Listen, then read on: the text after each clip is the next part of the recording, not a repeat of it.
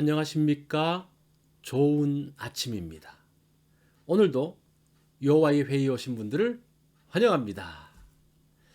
또 새로운 한 주간이 시작되어졌습니다. 이번 주간을 통해서 역사하실 하나님을 기대하면서 하나님의 말씀에 귀를 기울이기 원합니다.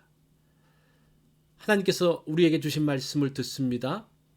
본문은 전도서 8장 13절의 말씀입니다.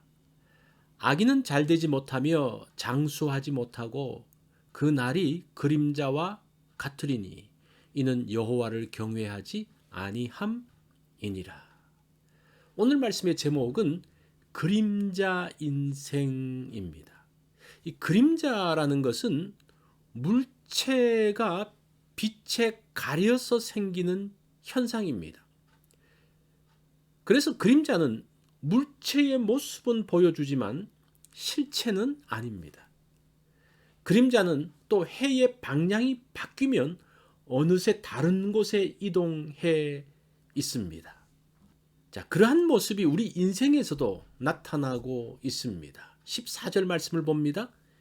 세상에서 행해지는 헛된 일이 있나니 곧 악인들의 행위에 따라 벌을 받는 의인들도 있고 의인들의 행위에 따라 상을 받는 악인들도 있다는 것이라. 내가 이르노니 이것도 헛되도다. 악인이 행한 대로 벌을 받지 않고 오히려 의인과 같은 상을 받을 때가 있습니다.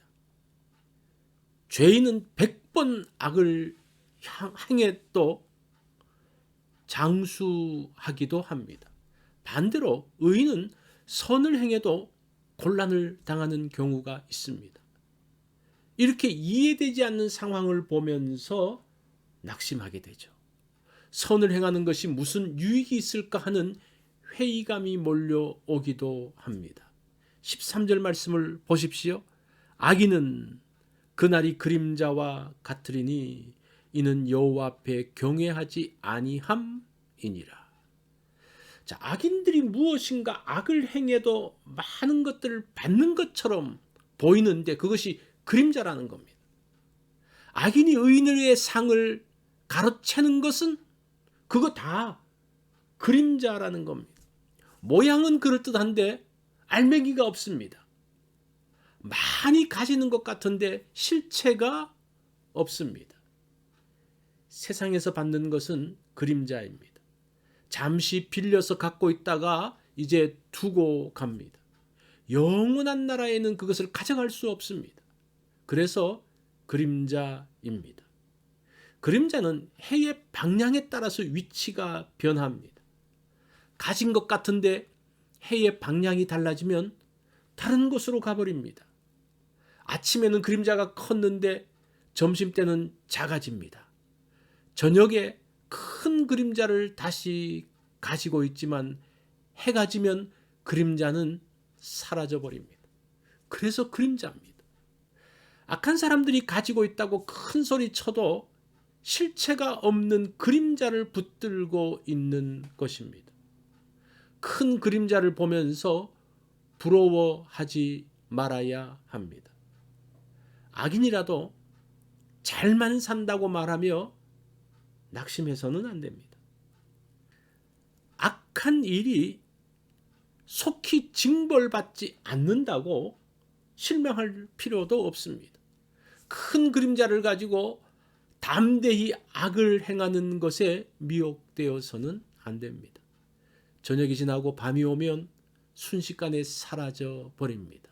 그때 악인들은 당황하며 두려움에 떱니다.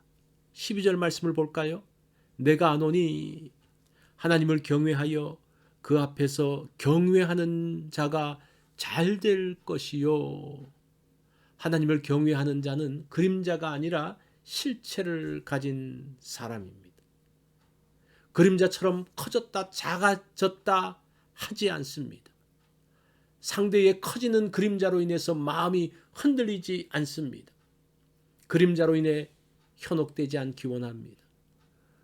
크고 작아지는 그림자로 인해서 흔들리지 않기 원합니다. 하나님께서 허락하신 변함없는 것에 감사하기 원합니다. 오늘도 사람들을 봅니다. 그들이 실체를 간직하고 있는지 아니면 그림자를 가지고 좋아하는지를 보기 원합니다.